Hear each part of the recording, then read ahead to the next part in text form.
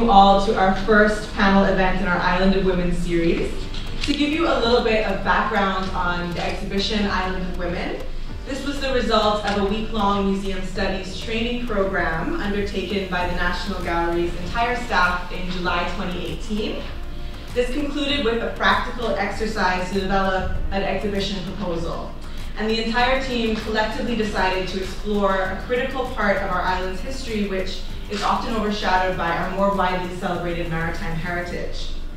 Island of Women was not intended to be a historical exhibition, but rather one that examines women's contributions to the development of society through the interpretive lens of 28 Cayman-based artists, some of whom are here with us tonight.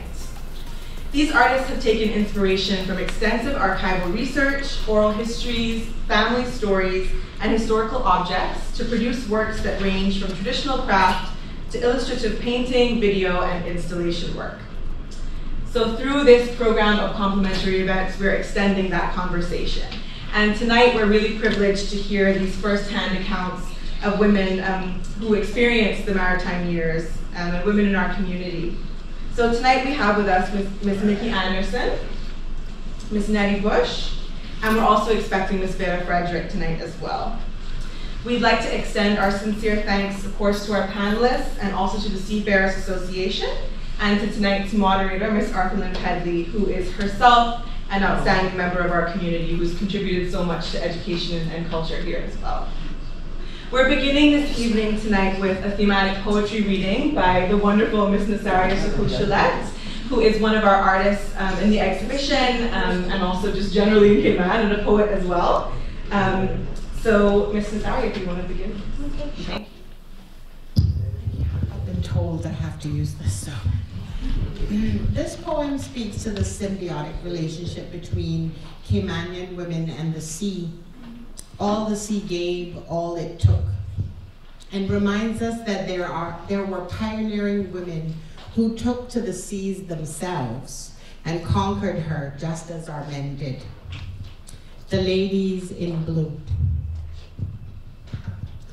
First, like flies drunk off fermented mango mush, you feminized that sea, that dark to light to dark blue, never-ending vastness, that ever-changing liquid mass of gently swaying comfort or violently undulating wave.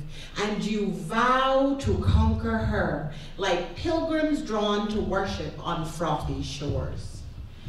Captured by her twinkling in the twilight, just before the sun yawns and stretches her sleepy rays, and challenged by her tilting, angered assaults, you call her her and dub her she. And yet, as you write of her in odes and sing of her in strolling seashore songs and speak of her crystalline limitlessness, in whispered wonder, that very she you compare her to, you forget.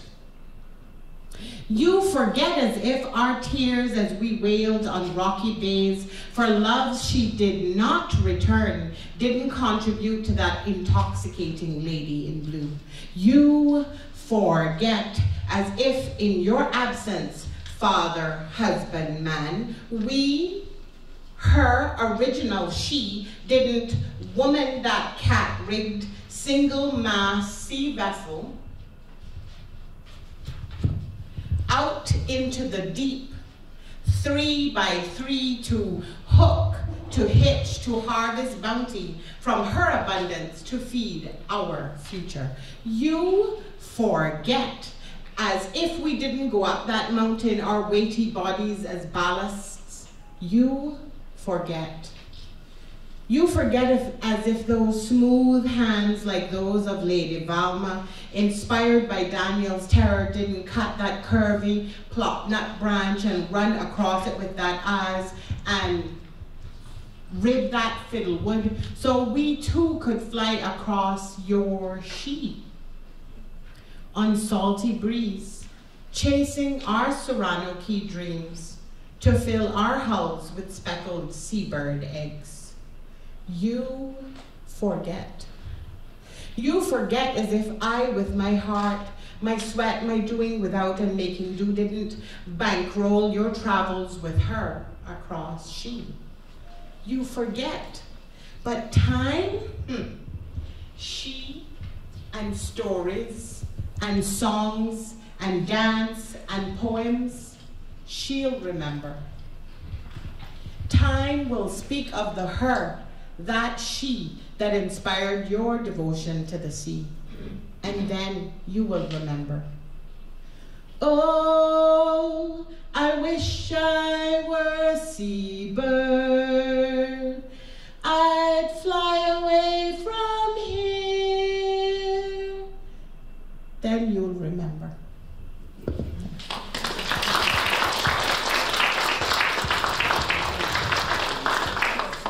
Thank you, Nasaria. Nasaria, thank you for that beautiful poem. It really has set the, we need to set the tone for this opportunity to hear stories from these ladies, these she's, the females, you know.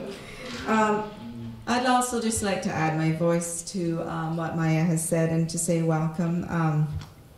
The panel discussion is entitled Married to the Sea, Voices of Seafarers' Spouses. And this evening we have two ladies at the moment. Hopefully a third will be here. The fourth had to, unfortunately, she was not well. And we lost her. But these two ladies have incredible stories to tell us. And we may actually invite some audience participation if time allows it. The husbands of these ladies worked in various positions on ships, on board ships, and they sailed around the world during the 20th century. We're going to hear their personal stories tonight about what life was like here on the island, but also as they joined their husbands at sea on a few occasions. And the thing that struck me most as I've spoken to them over the last few evenings is how incredibly brave, strong, daring, and industrious these women are and were. Of course, we know this about our Caymanian women, and Nasaria and I were just talking about how, you know, folk who were, you know, in their 80s now, or in 70s and 80s, they were unafraid to go out there and, you know, travel the world, get on steamships and go to Jamaica and to other ports in Europe and so on, to even before their husbands were doing it, some of them. And I do hope Miss Vita comes, because that is her story. It's an amazing story. So in the interest of time, though, let's just get started. And I will begin, and I plan to interview each lady fairly extensively, one at a time. And then we're going to go into some general questions, yeah? I just really feel it's important to hear their story almost fully so that its background is established. And then, you know, it's just easier to follow if we ask them most of the questions. So first of all, I think I'll start with you, McKenna, because she doesn't, Miss Natty doesn't want me to start with her. So McKenna, please just give me your name and age and tell me where you were born. Rosemary McKenna Anderson. I was a miller. Okay, miller. I was born in Georgetown. And I'm from Northside.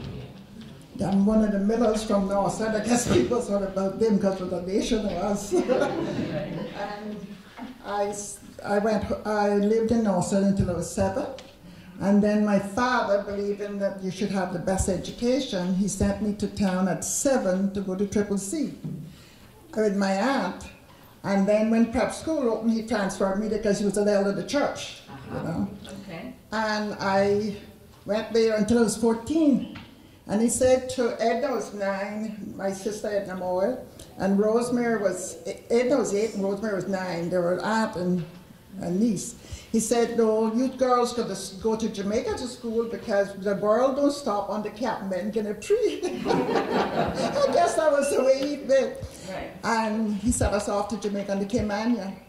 I was 14 with 2 little girls to take care of. I tell people I grew up then. Okay. Well, can I just ask you a little bit about what you recall about the North Side seafarers? Because I know you said you were there quite young and you have a story to tell. Your father was a shipwright, am I right? He built schooners. So, He built 17 schooners and sold them and they were at the coast in Panama. right.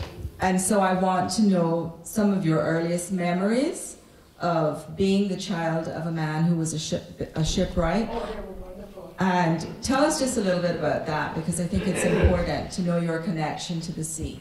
Yeah, my father, he worked in the Panama Canal, and when that was over, he came home and he built his last schooner. He had built 17 before. He named them after his oldest children. And I was 12 when he launched it, so he allowed me to christen it. And he then went to building houses. And that was after, well, I was still living in town, because I was just about, I was 10, yeah, I was 10. And then I went away at 14. So the only men in my family that went to sea, because all my uncles went to Panama and Nicaragua, was my brothers. And they were pretty young when they went to sea.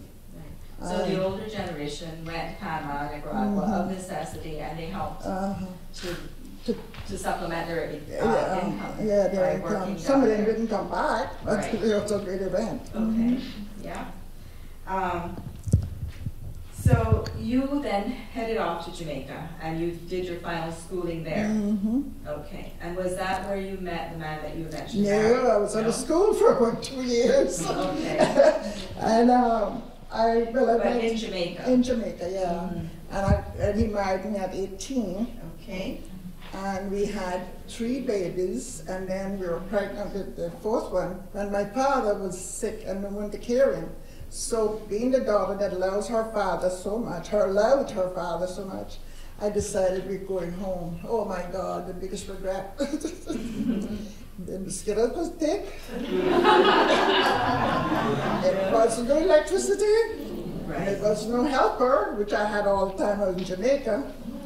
And he couldn't get a job. Okay. So my father said to him, you'll have to go to sea, my son. You didn't know anything about sea. You couldn't swim, I don't believe. Papa went on to and he got a job, he went to sea. And he became an engineer. So that was Mr. Bertie Panton? Okay. And he went to sea having never thought about being a But he had to seaman. go because he had 4 children. And he was now in Cayman and he was following the pattern of because what what happened to him. Caymanians men did. Right. So off he went to sea. Okay. And he went for every year and come back, and then after 2 years or 3 years we had another baby. And then he went again, and after 2 years we had another one. I have 7 children. Mother of 7. Mother of 7, and they're all 2 of them gone. Right. Okay. And then when he became an engineer, then of course the children is growing up. I went to the ship and he hit port in the Caribbean. He used to be on the Universe tankers, the big ones. Okay.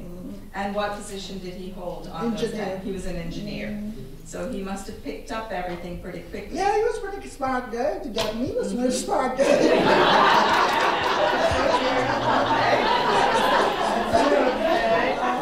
All right. So he basically took all those exams as he went along and whatnot. Yeah.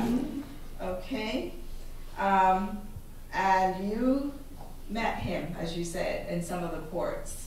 Yeah, I went down to Freeport when he came down to the Caribbean, and he didn't know I was anywhere near till the chief engineer was in the office and called and told the captain, telling me I had a package for him. And he was standing at the door, and there I was.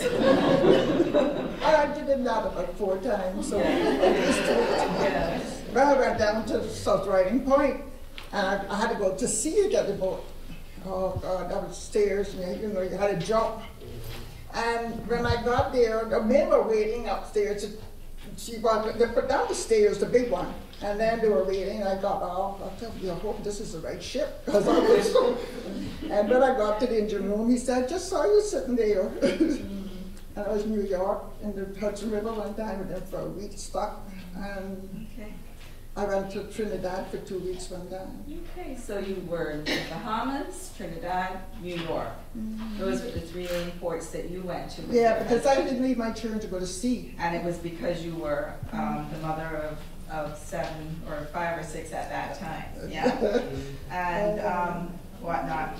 So he was an engineer and sailed on some of the very large ships. Yeah, he sailed on some of the old ships for first going off, and then he started sailing on the universe ships. Right.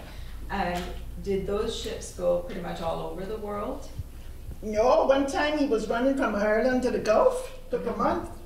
And another time he was running from the Gulf to somewhere else. I knew that's when the ship came to Trinidad. Okay, right. And typically, how long were you all separated? 1 year first going off, oh my God. Yeah. And then it went to 9 months, and then it went to 6 months. And then I got a job manager in a condo, and then he came home. I said, "Right here, you're not going back." But Okay.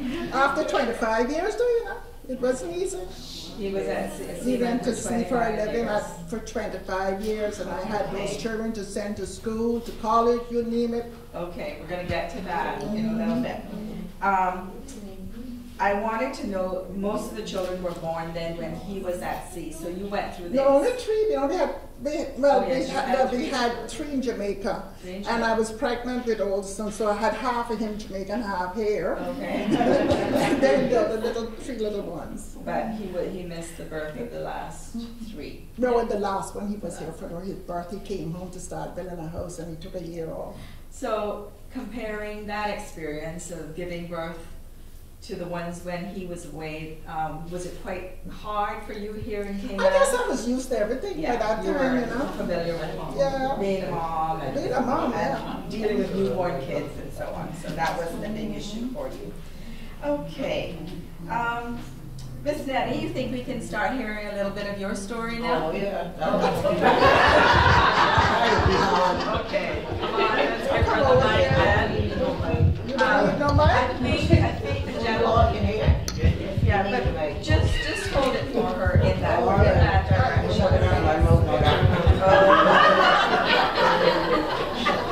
All right, so Miss Nettie Bush, her story is a little bit different, and I'm going to start off by asking her the same, what is your age, please? 77. And where were you born? Where I was born? Yes, ma'am. I was born in Honduras, Right, on the Bay Islands of Honduras. right. And I was born over the sea. My house was on stilts. Okay. And in Honduras, we'll stay there for the minute. Did you have any connection to boats and ships and the ocean starting off there? Were you familiar Well, with my father left us a boat. Okay. And I used to be like a town boy. Right. I would get in the boat, go in the bushes, get the pineapples, stop on the way, do a little fishing, dive some conchs, and get ready to go to school. So she was a tomboy who loved the ocean right from the time she was a very young child. And did any of your family members in Honduras go off to sea? Were they people who built ships or anything like that? My father went to sea and he worked in World War II. Okay. And I never seen him till I was 11 years old. He didn't come back. Okay. But he didn't die out there. He just didn't come back.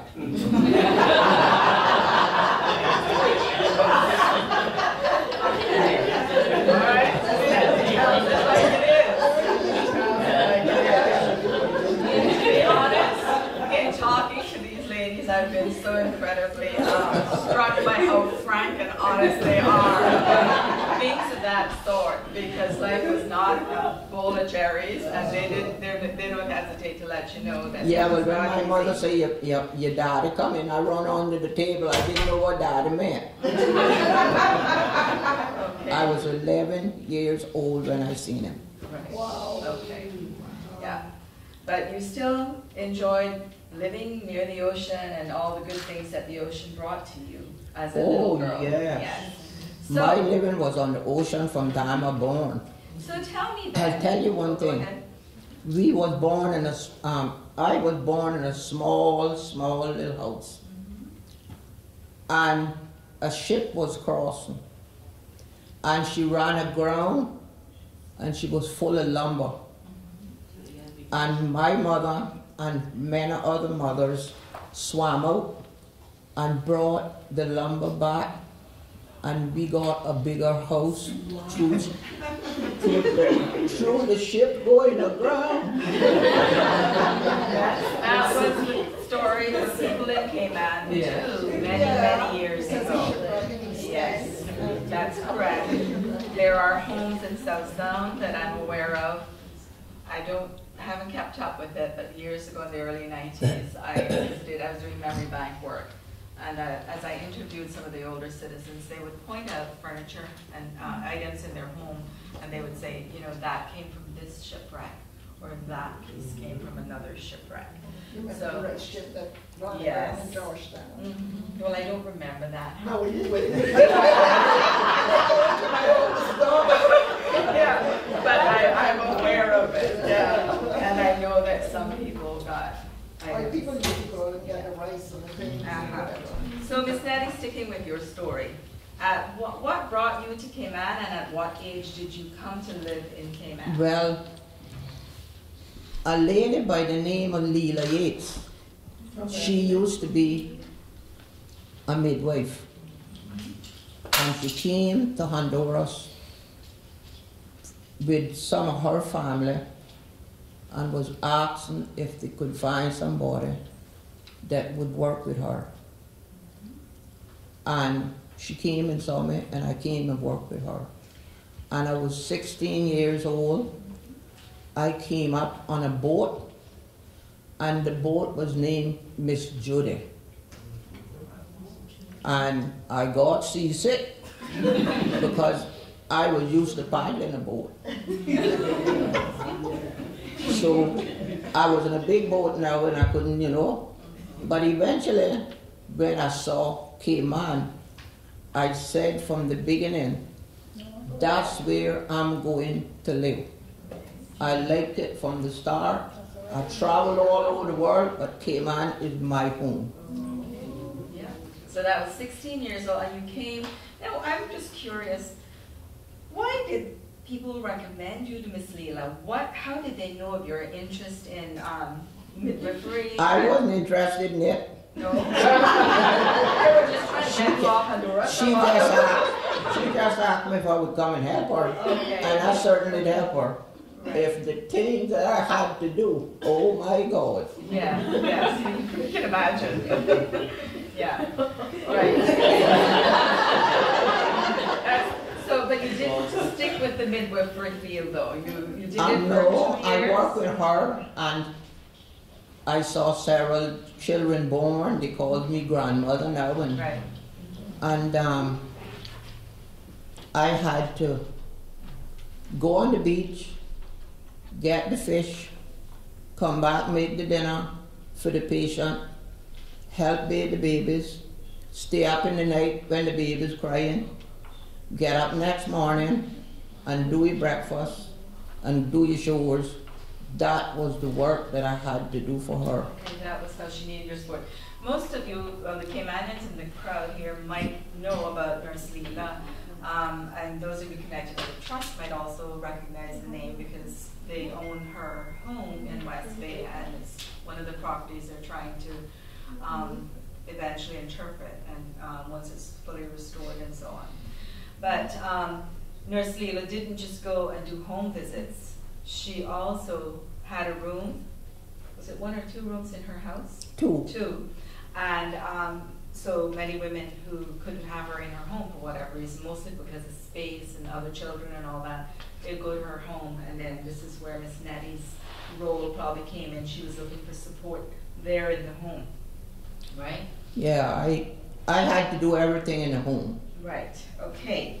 So we now know that what brought you to Cayman, and you didn't work there too long, and then you went out to work for a family. I stayed with Miss Leela, I think it was like 2 years and a half. Okay. And then she said she was going to give up Being a midwife. doing the nursery. Right. And then I had to find out how I was going to get to live. Right. So I met a lady by the name of Lillian. And she run off to Gloria and she said, "Aunt Gloria, I got somebody that looking at a job." And she came running back out and she said, "Aunt Gloria said she want to see her." Then I asked her, she asked me this and she asked me that. And I said, "I really want to stay." So she called her father, Captain Ali, and she said, "I need that permit that I had for Miss Leela now was expired." So called Captain Ali, and Captain Ali said, "We going to Georgetown to see Sherwood." That was the policeman. One big tall one. Now I'm afraid I am afraid now that he can send me home. I'm going back home now. So he said to me, Captain Ali said, "You're looking at if you can work with this woman to get a work permit." Right. So you had to get a different work permit. So I had to get a different work in the permit. 60s, we had the immigration office, and work permits were needed for people from outside of the island. So then he said, this Sherwood, whatever he named, he said, Sandy Sherwood. "Well, you would need a picture front on and side on."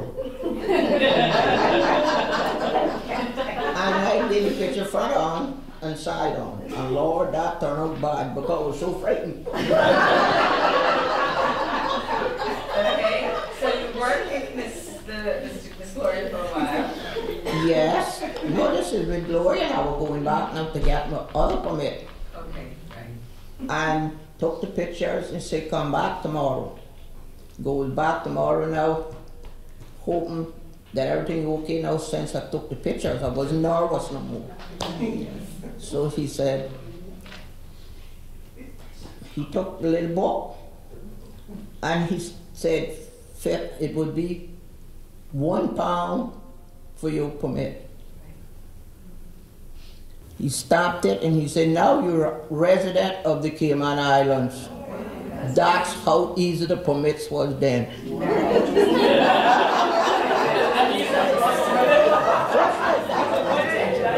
Just like that.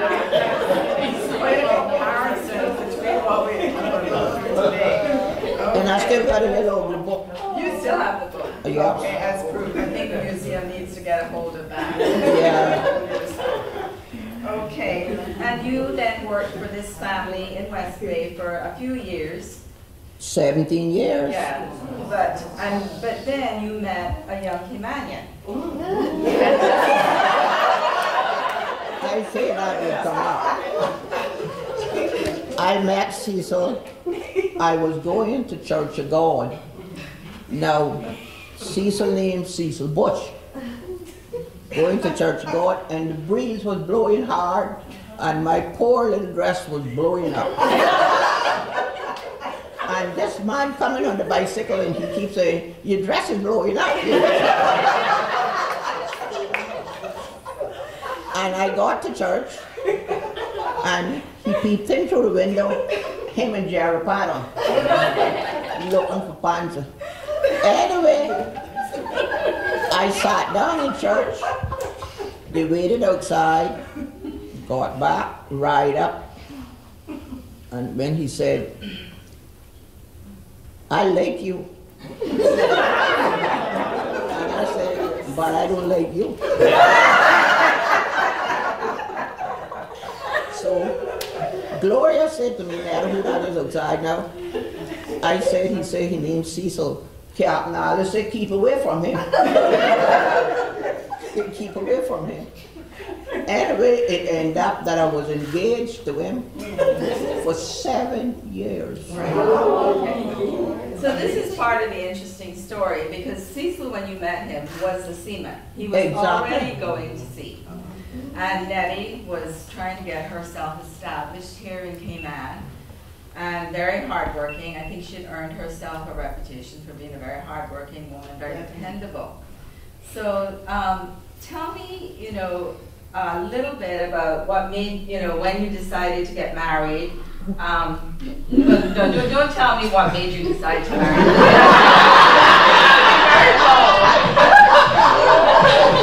Instead, just tell me how many years it was before you said 7 years, and you got married in Jamaica.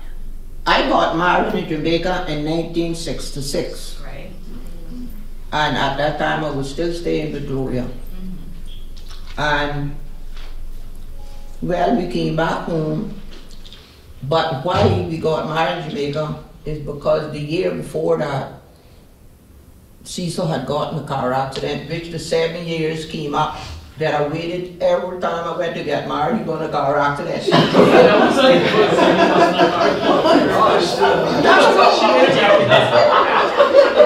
And we waited and we're not now because I get married. So we got married. And then he had a sick arm that he couldn't work on the ships. And Captain Shelby made him come to work on the Cork Trader to get his hand. Well, his hand was being rehabilitated. Back again. Yeah. Okay. And after his hand got better, Miss Gwen called him. Gwen Bush. Gwen Bush from South Sound. Everybody knows the connection with Gwen in the house. Yeah, she was the one who really handled. She was a shipping agent who was responsible for assigning the men to different ships and so on. And then on their calls. Yeah. He went to sea, and his ship was named the Old Saturn that he went on first. Yes. And he was sending me at that time $120 US a month. But you see, by me staying with Gloria, I could do work for Gloria, and I didn't have to do no pile of cooking and, you know, this kind of buying. In other words, I live off of Gloria to work. Right. So then, he came home after 1 year. And we decided then we were going to make our little house. So Mr. Boy had one little piece of land, and I didn't have enough money for the 120. So I sold my property in Honduras, because I didn't plan to go back there. This is the woman who's using so her then head to get her money. We started the house. We started the little mark out. Them days it was no planning. You could build from head to east end without planning. So he went away again, and I planned the house, and I went on the beach, about the sand, about the gravels, and Miss Rita Dilbert, husband, had an old truck. And one day she came down and she saw all what I was doing, and she said, Lawrence, why you don't give that poor Honduras girl a little help with their gravels? And from then, he was backing gravels for me till I got my house up to the belting. And I draw the water in the grass piece down, Miss Leah, down Whale on it there. And I had gasoline drums to put the water in. So when the guys come in the morning, go in the evening, they will empty, and when they come back, they will be full because I back it every night. And my house is made with concrete. It's no stud walls. Exactly. It's Concrete. all concrete right through. Right. It's a nice big house too. Yeah. I know you've added on over the years. And I didn't have no ceiling. I didn't have no lights. I didn't have no running water. But one man by the name of, what Henry brother was name again that got along? Walter dig me a pipe well. And that's where I used to get my water. With 2 pudding pans, make believe you go see. And that's how I live. And then he went back to sea again. Now, any other question you want? Yeah. I'm curious to know, you like Miss McKenna, also joined your husband at sea, and you went to some interesting ports. Yes, she went out to sea. She didn't just meet him in the ports. So can you tell us some of the ports that you, or some of the trips that you took with your husband? Well, at that time, Cecil couldn't get me on the ship till he got his First mate. right. He became an Third officer. mate, second mate, chief mate. Chief mate, yeah. So anybody that had their license, they could bring their wives. So I went to join him on the ship. I think it was Philadelphia. That's what you mentioned. Philadelphia. And from Philadelphia, we went to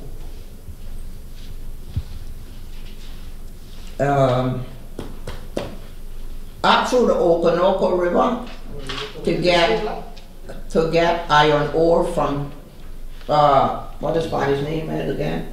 Is it? One Spanish port. Venezuela. Venezuela, yeah.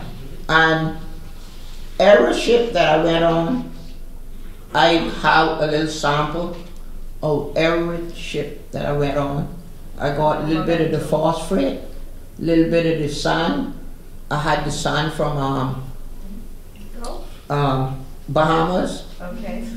and the iron ore, and I set it up to the seafarers place.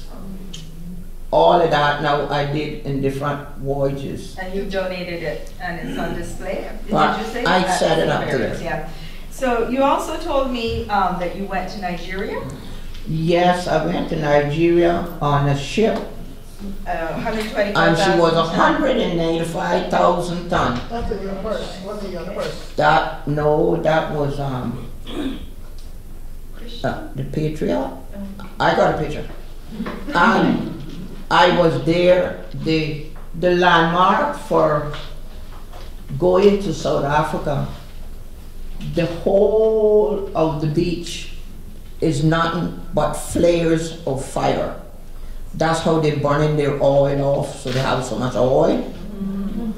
And we was anchored 3 weeks getting crude oil to go back. Okay. And at that time, for 3 weeks, it was getting real boring. I was sick of seeing fire. And there's no way to go.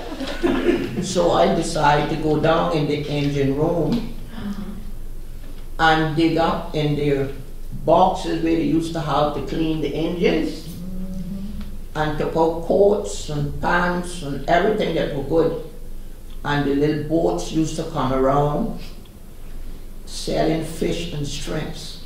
And I would exchange them clothes and stuff with them. And they wanted matches, they would do like that. And every boat was a different tribe. They had different marks. Interesting. And the cook on the ship, I met him one day and I said, you think you could do me a favor? He said, oh yeah, put a woman like you, I'll do anything. You know that kind of way? And he made me some big breads. Oh, they were big. And we gave one to the people down that was looking food and stuff. Yeah, very nice. That was Nigeria trip. Right. And you also did the Panama Canal? Oh yeah. I went through the Panama Canal. That's one of the wonders of the world. They carry you down and they bring you up. And they carry you down. For one whole day, you're down and up. And on the side, you couldn't see both sides because of the canal. You would see all of the signs showing you how they had started with the hatchet and the shovel and different things. And when she come up, she comes right up to the edge of the land, which is Panama. And you can step off of her deck and step on Panama. It was beautiful, but all day, down and up. Okay. All right. So I think we'll stop there. You told us about your trips. Ms. McKenna. Yeah, well, I went through the Panama Canal, and I had lunch on the Queen Mary, the second. Where did you go on the Queen Mary? Pardon? We had to go to we went through on the ship. Was that, which port was that? We were going to, Hollywood, what a place name? California. California. So we go through there on the ship, took us to California. Right. Yeah. You That's where I had the Golden lunch. Bridge in Alcatraz. And I went under the Golden Gate Bridge, and I saw the island Alcatraz. That's where Clint Eastwood say, escape from Alcatraz. And I think it was more ships now, you know, because I did it for about 5 years, but I'll be up here till tomorrow to tell you all of that. So I think I got back to Costa Rica, came home on Laxa Airline. So, Ms. McKenna, you touched, and both of you have touched on how hard life was for people. So that's kind of what we want to hear a little bit more about now, and maybe you can share with us. You talked about having no running water, no electricity, and having to get water from wells and things like that. I wanted to talk a little bit about how things like transportation, because you know, the catboats were used by our older generation to get from, say, West Bay to South Sound to Thatch and so on. But the time that you all were raising your children, we did have roads, but they were not that great. And not everyone had a car, and there was no public transportation.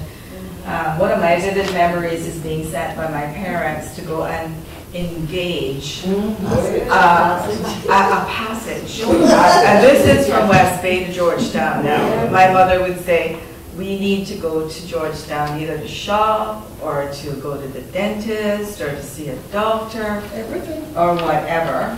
And you know, we had to know the day we were going, and there were a few guys who had cars, and we would be told you have to go to so-and-so, and if he doesn't have space, then you have to go to somebody else to engage a passage. So was that true for you when your children were young as well? Did Mr. Craddock had a truck. Yeah. And did your children were going to school in Northside? Or these went to Triple C, and the little ones, well, they started at Northside. But they went on the school bus. Yeah, on Craddock truck, we 5 o'clock and a half, he finished unload the boat, the ship. They had to stay in town until and he they were was so ready. tired I didn't have to learn anything. But then when Edna finished, she came home at the same time. She bought her car, so we were kind of blessed like that. Right. You know? So do you have any recollection of like the year that Edna got the car? Was that She graduated in 58, I think. No. Yeah, because we all came home 60. And she got a car, he bought her a car. But when I was growing up, if you go in town, you had to get 5:30 in the morning to wait on Mr. Berlin's bus. And he didn't get to town until 11. That's when I boarded in school, Georgetown. I couldn't come home. Okay. It was just a totally different. Yeah, you got up at the moment light and wait for Mr. Berlin. Yeah.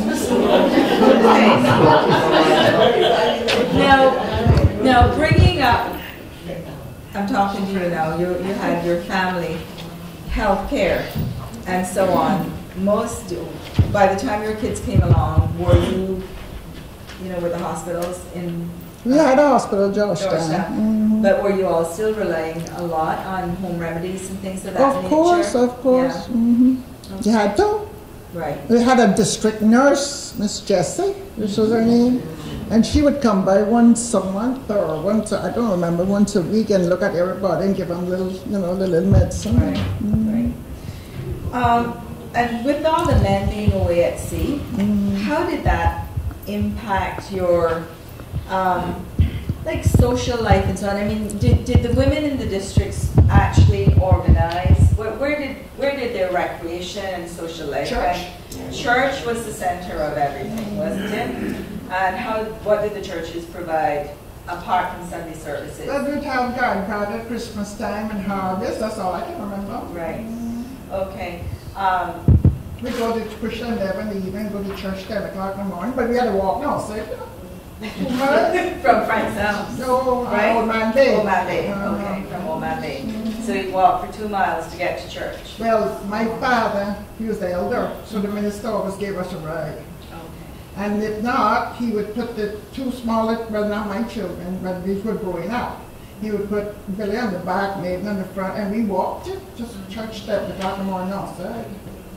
And if you got to go back there, you may have to walk it again. Yeah. And walking to church, because I remember we always walked to church. But not that far. Too, but it wasn't that far. No, that was the 20-minute walk. And that's where you talked a lot. But yeah, you know, it was a social thing, is what I'm saying. It was a social thing, you know, the actual going to church that way. And I think people talked a lot more and shared a lot more. Now we get more together. Yeah, you know, so even though it was harder, there was more of a community kind of spirit. And then just before, 2 years when my father died, he built a little church in Old Man Bay. So like Christian Endeavor and those things was done right there. Right. So we were lucky. And the people in the community, they live better too. No, what I'm saying is they made it happen. There wasn't a lot of outside, like things being done for you. It was a lot, when, you know, if, for example, I think if you were part of a youth group or something like that, you planned your activities, you know, your socials, your picnics and things like that. I didn't get to go to picnics. My father didn't allow us to go to picnics. Yeah, right. But, yeah, and I think that was the experience, though, of the women at home. They would, baby clothes and things like that, the shops didn't have a whole lot to buy. I paid a woman to make mine after I came here. Okay. But you know, the hardest part of coming to Cayman to live was that doggone washboard. The first day I washed my hands with sores in there, and I never forget this. And no electric lights and the mosquitoes. Yeah. You didn't kill the mosquitoes, you just rubbed them off your hand. Yeah. It's amazing, really, to think how far we have come. You said that again. Yeah, it's really, really super. Now, was there anything else about life in general? You talked a little bit about the utilities, the transportation, the schooling, healthcare, a little bit of recreation. You talked about the churches. Anyone think of anything else that I haven't touched on? Okay, Loxley has a question. She not finished? I don't know. Who do you have a question for? Nettie. Nettie? Loxley has a question for you. Can you see him? If I can see him, I can see him. You got to talk a little louder because I don't hear him good. I don't know whether you want to share this. I said, I don't know whether you want to share this, but do you remember I met up with you and your other half at the airport in Miami? I don't care, but it's him that Can you stand up?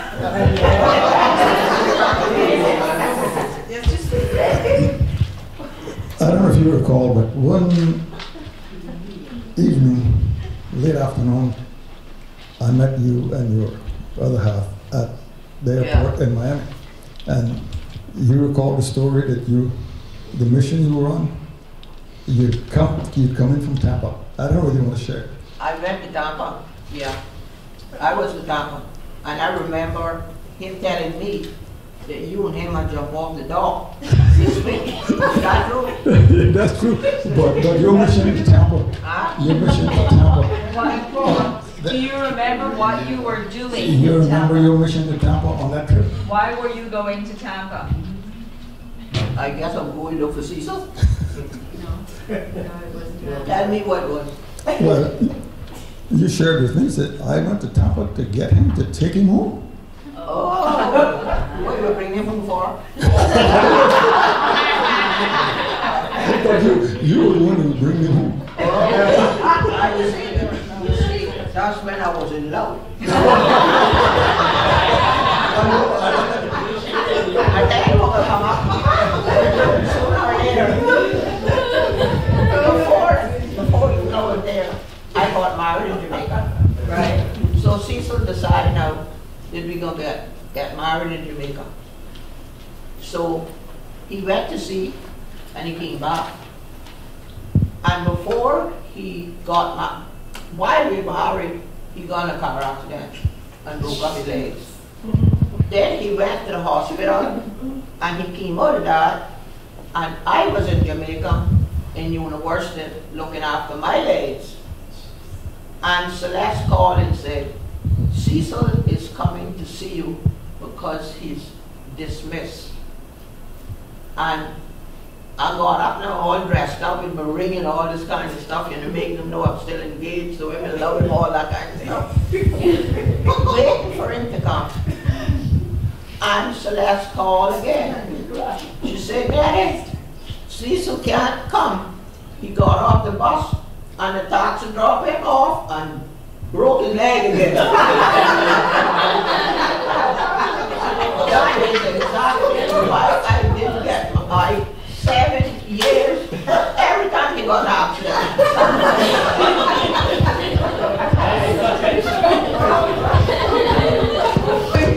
But you two ladies really have accomplished quite a lot, because you started very humble beginnings, and through a lot of hard work, and whatnot, you have built. You established yourself in Cayman.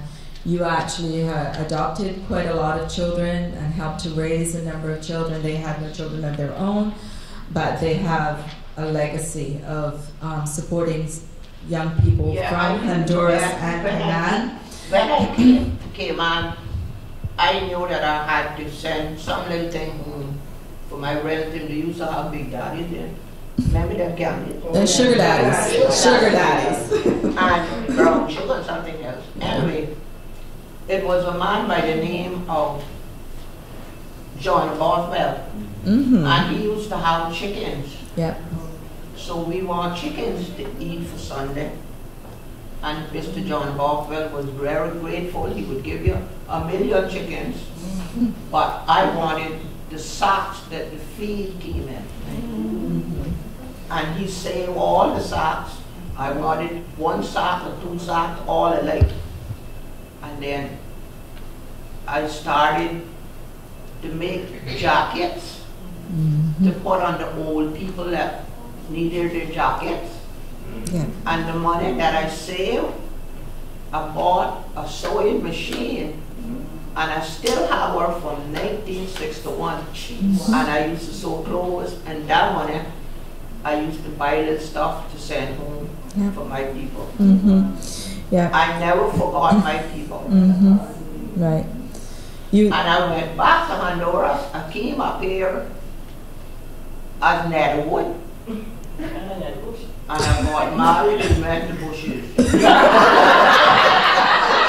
went from Nettie Wood to Nettie Bush. Okay. That's exactly what happened. Yeah. But Miss Nettie is just gifted with her hands, and she loves to grow plants and things, but she always thinks of a way of earning more. So she's very industrious and whatnot. And something that stands out in my memory about her and watching her over the years as I grew up. Buying some very, very valuable real estate too. Absolutely, yeah. Pardon? Buying valuable real estate and being able to. What she said? Buying valuable real estate, or you want to talk about that? Buy land. Buy land. Being able, you bought land. And I bought land. Bought land and sold land. And sold my land. Right. And the first person that lent me the money for the second piece of land his name was Leonard Evans. They sit right in front of you. I know you're a hard-working woman, and I'll lend you the money, and that's where I got So, my other piece ladies, of land. Okay. Thanks to you. Okay, time here. And I wondered whether, in looking back at your life, you wanted to just summarize a little bit how you feel about what you accomplished in your years from being a seaman's wife to now. The main thing is raise my 7 children, and they're all independent. Right. And taking care of themselves. Quite. And that made my life. I put my life in my children. And I got a home, I got property, and one of them has a farm now. We sell eggs. A chicken farm on my property. right? But I'm happy to play my life grand. Even though I was young and I had to take that responsibility pretty early. And I think when you talk to older Caymanians about those days when it was so hard, nobody was really thinking about it as hard. You just got on with it. It's just like life now, you know, it's hard in a different way. And I think people just dealt with what they had to do, and they kept constantly trying to do better. But it wasn't, I don't remember a lot of grumbling and griping and so on. You know, I'm sure there was some, but you know, it was more just head down, getting on with things. What you gotta do? Yep. Do you have any advice to give to the younger generation about how to live life in such a way as to be able to not look back with regrets when you get to be the age you are, 80? If I have any regrets? No.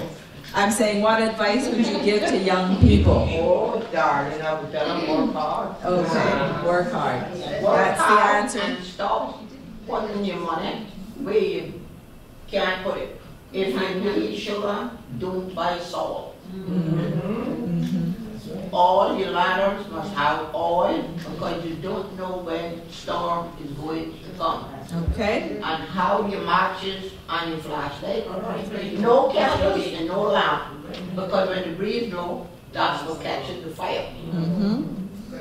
I taught them every single thing that I could possibly tell them, but the money especially, it come hard. Don't waste it.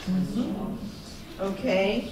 And what do you think, in summary, of women's contributions to Caymanian society? What do you think is the most significant contribution that women have made to Caymanian society as we know it today? Well, the contribution, I would say, it came from most of them hard-working men out on the ocean. Because make me tell you something. I went through the place that they say that the boats get lost. Bermuda Triangle? The Bermuda Triangle. And that night I stayed up all night to see what was going to happen before it happened, what was going to happen. And that ship, she never turned over, and that was over. Then Cecil said to me that night, we made it. She's out of the triangle. And would you believe, I would say 2 hours, the sea started to get calm and beautiful. And then you saw the dolphins and all the fishes, all the turtles, everything. So I made it through the triangle So just and hard life. Let me tell you, Yeah. hard life. And be unafraid to. On the ship, they paid me $1 a day. On a screw. On crew. And then dollars that I made.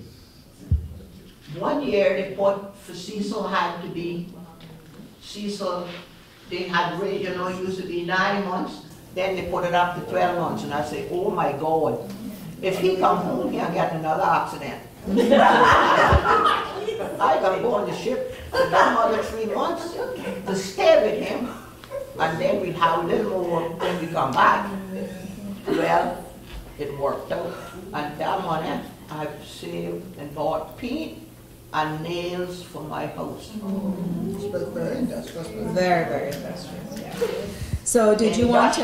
You have to learn everything. Hard life makes you get. I didn't have no bowls, no silver spoons. No.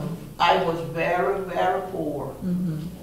My grandmother always said, don't throw the crust upon the floor because many hungry little ones would think it quite a treat. So I don't waste nothing, and I try my best because hard life makes you be somebody. Yeah, and I think that is really what made the older Caymanian women, who were the wives of seafarers, you know, the people that they were, the strong. I was thinking about this earlier today, and I said, you know, you ladies are kind of like a diamond. You know, you were created in a crucible with a lot of pressure and you know, looking at you, but then we see all the many facets of your lives, and we really want to thank you for sharing with us tonight. For the 3 months and the rest of the times, I made 2 crochet bed spreads for a king size bed and 2 crochet tablecloths. And up till now, my children don't even know how to do the sign. This is what she did on board ship while she was traveling with her husband. She would just crochet. Time on the ship. Yeah. And one year, I'll give you this a joke. One year, I was on the ship and it was Christmas time. Now, I used to go in the mess hall with the captains and all that kind of stuff. You know, my husband is a chief mate. But I had like the old folks. So I used to go with them. And I used to play poker. Now, I didn't know it so good. But when I called, they would show the money that you got it.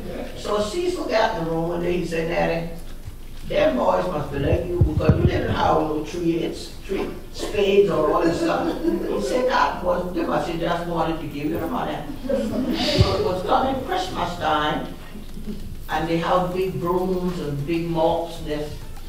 When I went in their mess hall, they had it all set up as a Christmas tree.